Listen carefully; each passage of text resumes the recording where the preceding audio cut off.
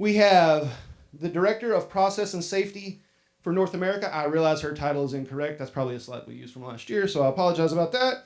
She has 25 years experience in the chemical plant. She's previous roles, I just mentioned them, Director of Logistics, Site Logistics, Turnaround Lead, Reliability Engineer. She's been featured in Women Engineering, Working Mother of the Year, Women of Manufacturing. She's a Vice Chair of the Cedar Bayou Navigation District Waterways, the President of the LCI, LDC, and Band Booster Clubs, chairs the St. Mary of the Expectation Church Bazaar, and works as a volunteer with United Way of Greater Baytown and Eddie Gray Wetlands Education. Please welcome Susan Dad.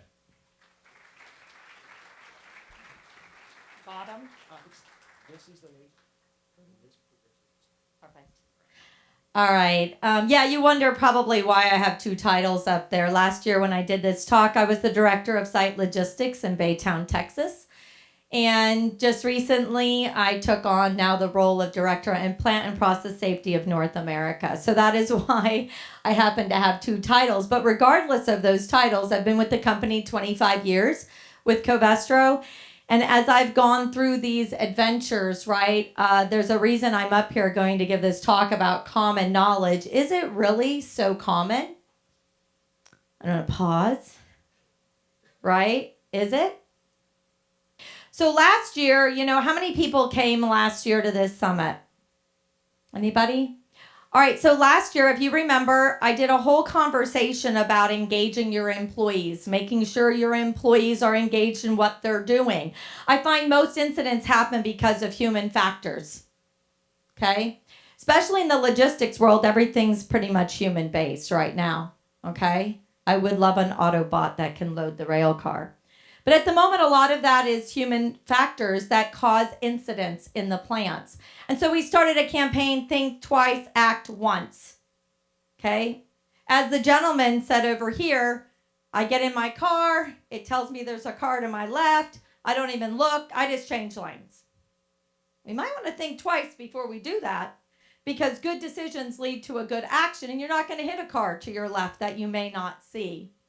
The other thing is rules of engagement, making sure those employees are engaged in the rules that you have set at your chemical plant, right? And they sign this. Every March after we had one incident, every March, this will be our third year, we sign the rules of engagement of the area, and they update them. They make sure they understand what those rules are from the upper management all the way down to that operator level. Okay, these can be any rules that you feel are applicable for your operations, but seeing them, living them, knowing them, and having them come and engage with you now allows you to have less incidents. The other one is 10 steps to success that require zero talent. One of my operators came up with this, and he said, you know what, if we just did these things, it would make a lot better workforce. Now you'll see he circled one of them, being coachable, right? I think a lot of times we don't want to hear from our colleague when they say, you know what, I really would appreciate if you could put your PPE on. All right? They don't want to hear that. But being coachable is about having a safe and efficient workforce. And so these were things that I talked about last year. So I just kind of wanted to remind us of some of the things that you should consider engaging your employees in. So now it's time for the activity of the hour. You wondered why these earplugs are sitting in the middle of your table. Here it is. So number one, these are earplugs. Some of you may not know about them. Now, you're going to pull one earplug out of the container, and you're going to go ahead and insert it in your ear. Now wait. I want everybody to look at everybody at the table as they're doing this activity. Look around. Yep, look around here. All right, make sure you're seeing how everybody is doing this activity. Yep, go ahead. There you go. I'm watching. Yeah, okay, good. Yeah. Okay, yeah. All right. How'd that go? Yeah? Mm-hmm. Well, now that you can't hear me, my speech even got better. No, seriously, What did you guys see? I mean, I'm kind of curious. I'm going to come down for a minute. You know, I want to ask the question, did you see the same thing around the room? Did everyone do it exactly the same way?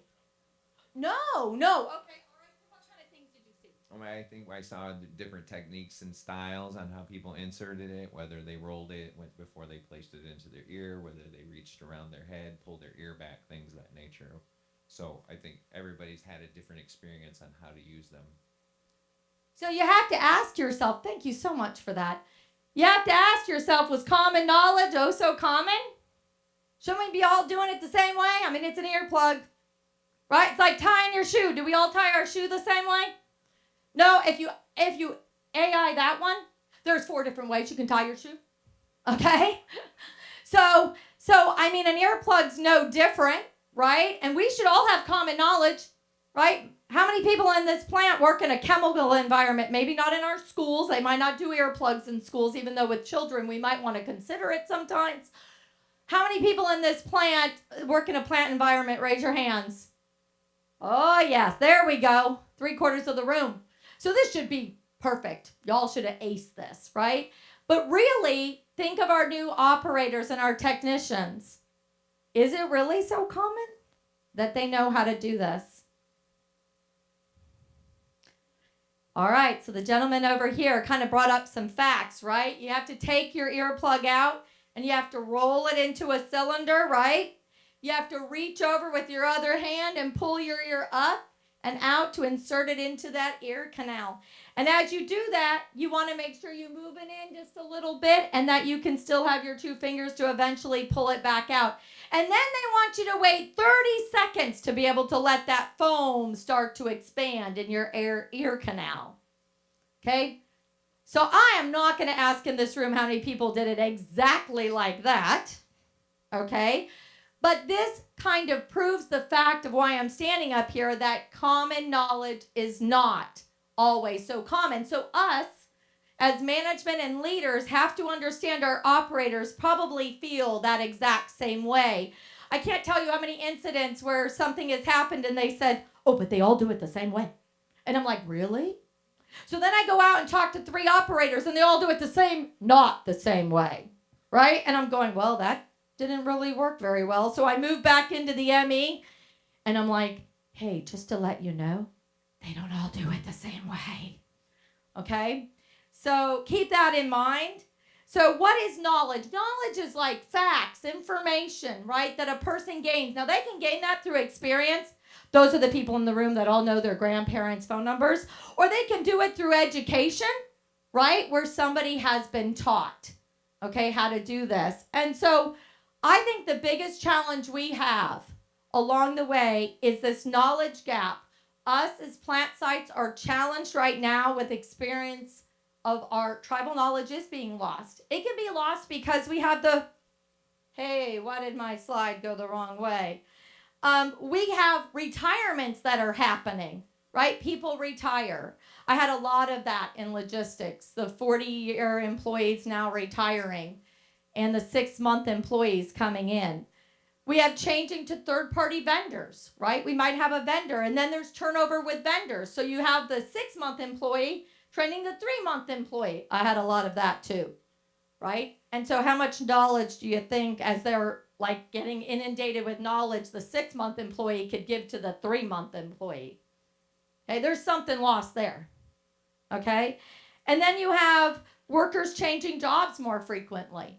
Right? How many resumes have you seen? Somebody told me once, well, if you don't change jobs every 2 years, that, you're losing an opportunity. So if that's what people are doing, you're going to have less and less opportunities out there to get that knowledge base into your employees. And so people-based solutions are great if those people are the 40-year employee that's seen a thing or two, or in a plant site like a State Farm commercial, right? They've seen it all.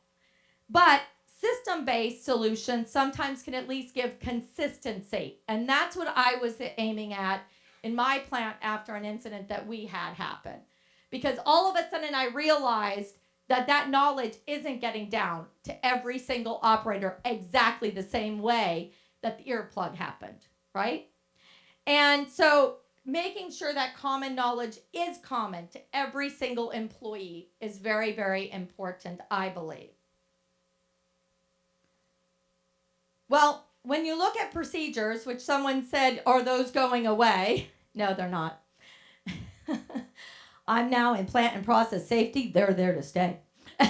So when you look at this, you've got to teach them all your safety scenarios, right? As you automate, there's still safety scenarios they need to understand. Okay, thinking outside that box. Sometimes we can see it very easily, but an operator, they struggle to see that. Okay? And I remember coming up on an incident and talking to an operator, and you could see by their face. Do you know what happened? I had no idea. Hey, they didn't come to work that day saying, I think, putting a couple pounds of isocyanates in a trench is a really good idea. No, they didn't come to work that day thinking that. They had no idea what just happened to them. Okay? And so thinking that and understanding the depth of the process is extremely, extremely important. The what ifs. What if this happens? Or the worst case scenarios, right? So I think incidents, safety, LOPCs, and hazards need not to be forgotten. Okay? In my safety meetings every month, I went back 5 years. Let's talk about the incidents for the last 5 years. Because I guarantee if you took them, one will repeat themselves. So why not capture it and make sure that they are never forgotten? Okay? So that's, I think, where I was going with trying to retain the experience and the knowledge and the common that we have.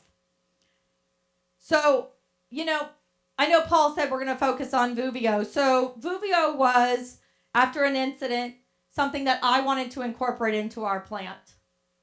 Okay, I felt that this was very important. And so we decided to take a section of our plant, because you got to take sections.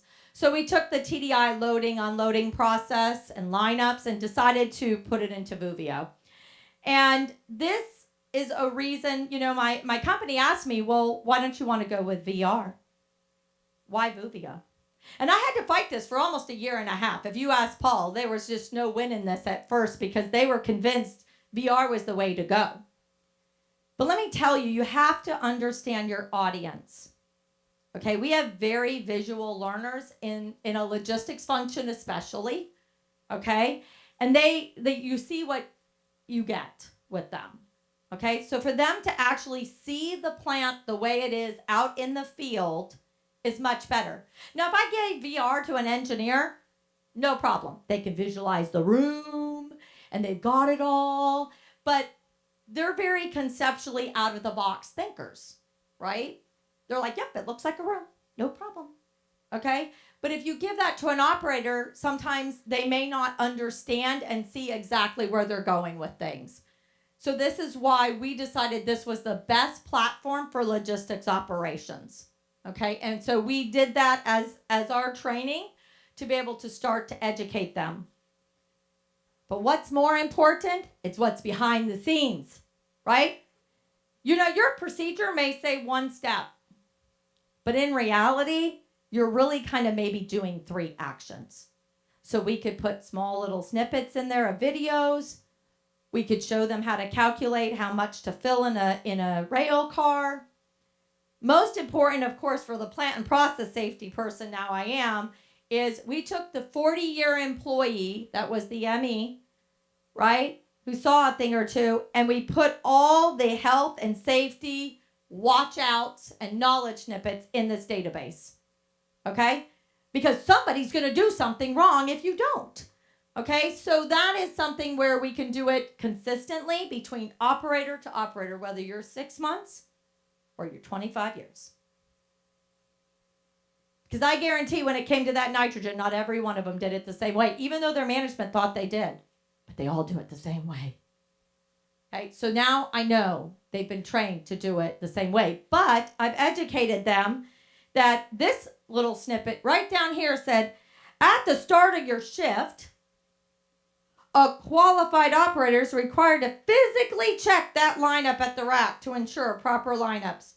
Failure to do so may result in a tank overflow, which we'll show you in a minute how we know flows, improper product loading, or severe company consequences. Something's going to go somewhere very badly. Okay? So we want them to understand that up front, not just go out and move the valve, but where's it going to go and what's that going to look like? And we hope by doing this, we're definitely going to reduce or eliminate future incidents. So I feel that knowledge needed to be captured so that way it was common to everybody. The other thing is that comprehension. You know, the one thing I loved when we started this program is as you open up the knowledge snippet, it recorded how long you looked at it, right? Have you ever looked at that and you're like, yep, I'm good, right? It's like that quick conversation, right? That is attention span of a goldfish.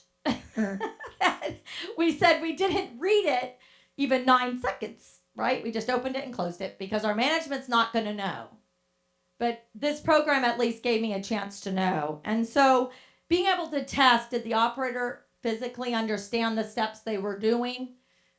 Gave us a chance to know, should we improve the process? Is the procedure good? And honestly, if you've ever been in a logistics operation, it never stops. Somebody's always loading something. So the problem I had is I was having operators trying to load and teaching someone, right? Multitasking, as we might say. This gave me a chance to have these new operators spend some time really understanding this process and then go out and work with an experienced operator. They could take their little tablet out there and follow along for a moment and understand what is going on and why, the why. Okay, what could go wrong? You know, if I said in this room, if you're ever loading a trailer and you leave the back valve open, does anybody know what's going to happen if you leave the back valve open? Hey, Ramon, what happens when you leave the back valve open of a trailer? Yeah, I'm going to call Ramon. What's going to happen? You're going to lose all the product in the trailer, right? It's very important that a new operator understands that. You know, why do you open it? Well, we take a dew point reading. Why do you close it? So nothing comes out. Okay, and that seems common. Well, that seems like a no-brainer to me. You know, but it doesn't mean that new operator understands that. So I think a big part of this had to do with understanding and comprehension. So, you know, it seems maybe basic here. You would have an incorrect and a correct way to hook up hoses to a rail car. Seems kind of basic. Okay, but we had someone not do that. Okay, and that's not a good day, right? That's a day you get the phone call in the middle of the night. So we took that incident and we took it into Vuvio and we showed the demonstration of the flow. So suddenly the light bulb goes on that that new operator understands exactly how that flow changed. Okay, another big one was mislineups of flow. Well, does the operator with all the pipes are all silver and there's nothing running through it really understand that all the flows can go to 10 different directions? So we took all of our tanks and we showed them all the flows of where they could go. They can visually see it, right? It's just a look inside those pipes of how it can go a different direction.